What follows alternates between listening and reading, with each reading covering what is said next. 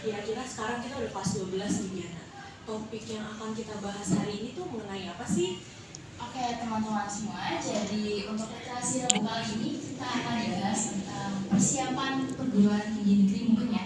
Ini dikhususkan untuk sebagai anak murid kelas 12 mungkin, tapi kalau misalnya teman-teman anak kelas 10 dan kelas 11 juga penting banget untuk mengetahui informasi ini.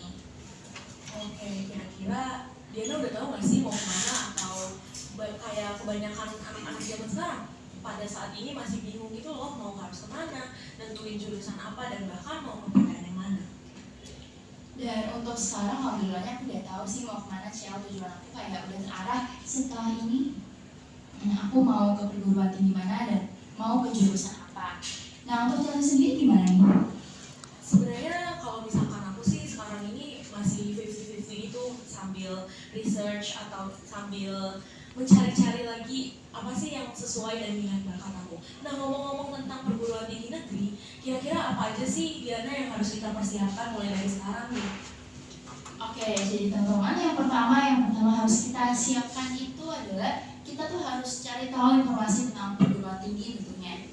Kayak kita tuh sebenarnya mau kemana sih, passion kita tuh gimana sih, kita tuh harus cari tahu tentang misalkan kita ini mau daftar di Universitas Gadjah Mada misalkan. Kita juga harus tahu nih, oh pendaftarannya tuh seperti ini, kapan dibukanya, seperti itu Cel. Jadi kita nggak ketinggalan informasi. Lalu yang kedua apa nih Cel? Nah yang kedua ini kita harus mempersiapkan diri untuk mengikuti tahapan-tahapan seleksinya. Nah pastinya di tahapan seleksinya itu nggak hanya melalui jalur rapot dan tes tulis saja masih Diana, dan masih banyak jalur-jalur lain yang mestinya mulai dari sekarang itu kita persiapkan dan mulai kita cari tahu.